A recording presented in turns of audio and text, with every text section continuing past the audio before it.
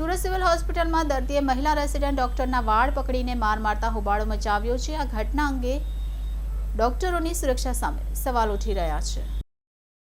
કોલકાતામાં મહિલા ડોક્ટર પર દુષ્કર્મ આચરી હત્યા કરવાના બનાવનો સમગ્ર દેશમાં વિરોધ થઈ રહ્યો છે। સુરત સિવિલ હોસ્પિટલ સહિતના તબીબોએ પણ સુરક્ષા વ્યવસ્થા સામે સવાલ ઊભા કર્યા હતા। ત્યારે આ ઘટનાની શાહી હજુ સુકાઈ નથી ત્યાં સિવિલ હોસ્પિટલમાં મહિલા ડોક્ટરને દર્દીએ વાળ પકડીને માર મારતા હોબાળો મચી ગયો હતો।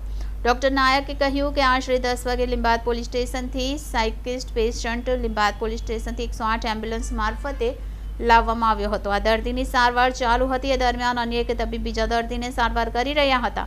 આ દરમિયાન સાયકિસ્ટ પેશન્ટે મહિલા તબીબ પર હુમલો કર્યો હતો। વાળ ખેંચીને માર માર્યા હોવાની જાણ થતાં જ તાત્કાલિક દોડી આવ્યો હતો અને પોલીસને જાણ કરી હતી। તો સિવિલ હોસ્પિટલમાં અવારનવાર હુમલાઓ થઈ રહ્યા હોવાથી તબીબોની સુરક્ષા માટે થોડા દિવસ અગાઉ સુરક્ષા વ્યવસ્થા વધારવામાં આવી હતી। તેમ છતાં હુમલા થઈ રહ્યા હોવાથી તબીબોની સુરક્ષાને લઈ સવાલ ઊભા થયા છે। તો ડોક્ટર નાયકે કહ્યું કે આ અંગે વધુ તપાસ કરીને જો જરૂર જણાશે તો સુરક્ષા વ્યવસ્થા વધુ ગોઠવવામાં આવશે। આજે હમણાં રાત્રે લગભગ આશરે 10 વાગે એક સાયકેટ્રિક પેશન્ટ આવ્યું હતું અને માથામાં ઈજા હતી। 108માં લીંબાયત પોલીસ સ્ટેશન તરફથી મોકલવામાં આવ્યું હતું અને એ એમની સાથે એની માતા હતી અને એ સાયકેટ્રિક પેશન્ટ હોવાને કારણે મારતો હતો। એ દરમિયાન આંખ વિભાગની એક રેસિડેન્ટ બીજા અન્ય પેશન્ટને ચેક કરવા માટે આવેલ। એ એમનું કામગીરી ચાલતી હતી તે દરમિયાન સડનલી આ સાયકેટ્રિક પેશન્ટે એમના પર કંઈ વાળ ખેંચ્યા અને ધક્કો માર્યો ને એવી ઘટના બની। મને જાણ થતાં તાત્કાલિક હું અહીંયા કેઝ્યુઅલ્ટી ખાતે આવી ગયો અને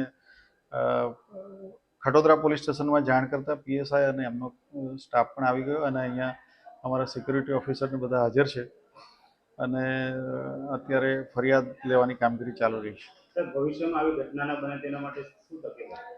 અહીંયા વધારે સિક્યુરિટી ગાર્ડ રાખવાની જરૂરિયાત છે તો તે મુજબ વધારે સિક્યુરિટી ગાર્ડ રાખવામાં આવશે। તદુપરાંત અહીંયા પરમનન્ટ પોલીસ કર્મી કેઝ્યુઅલ્ટીમાં રાઉન્ડ ધી ક્લોક 2 રાખવાની રજૂઆત આજ રોજ સીપી સાહેબને અમે કરેલી જ છે।